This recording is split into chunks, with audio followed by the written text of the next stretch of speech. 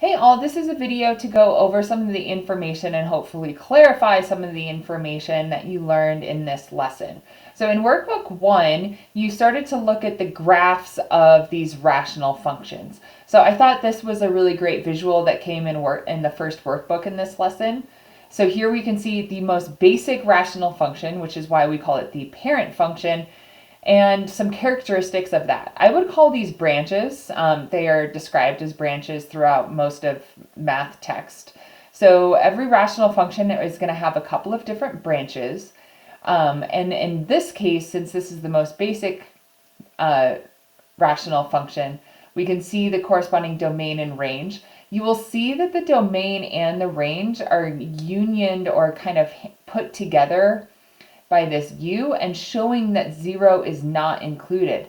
That is because of this idea of asymptotes. So you learned about asymptotes as these undefined parts of the graph where these branches are getting really close to this value but not equaling this value. So when y is equal to 0, this is our horizontal asymptote. I can see this branch is getting really close to that x-axis or that y equaling 0, but is going to be undefined, thus causing that horizontal asymptote. So I thought this was a great visual, as well as in the next workbook, we had another really great visual. This visual kind of goes over some more complex ideas of how to find those asymptotes that we just talked about, but how to find them when we have a more complex situation and a more complex function. And it also describes a new concept of holes. So we're going to go through all of these in this example that I have here on the right. So in this first video, we're going to attack the idea of holes and vertical asymptote.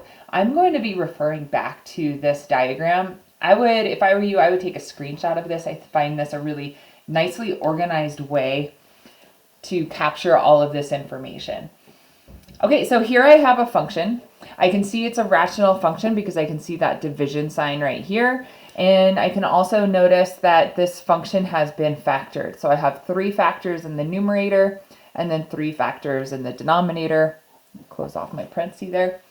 Okay, and we're going to start with holes, as I said. So if we come down here, it says holes occur when the numerator and the denominator share a common factor that does not occur more than in the denominator.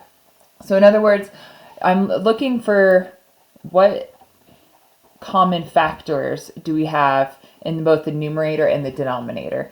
So I see a common factor of x minus 1 because it's common in both the numerator and the denominator. So it goes on to say the holes occur at the x value that makes that common factor equal to 0.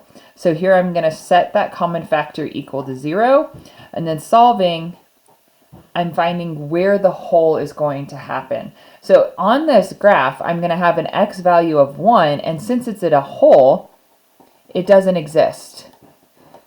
It is going to be undefined, and I'll show you what that looks like on the actual graph. But it is exactly as it describes. The graph jumps over this, creating a hole in the graph. Okay, let's move on to vertical asymptote. So vertical asymptote, if we were to refer back to our chart, if there's a polynomial factor in the denominator that does not occur in the numerator, there will be a vertical asymptote at the value that makes the factor equal to 0. So here we are, we're taking the denominator factors,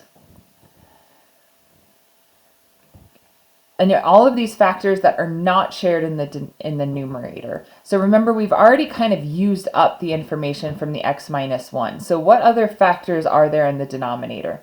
So we have the factor of x minus 3, and we have the factor of x plus 1.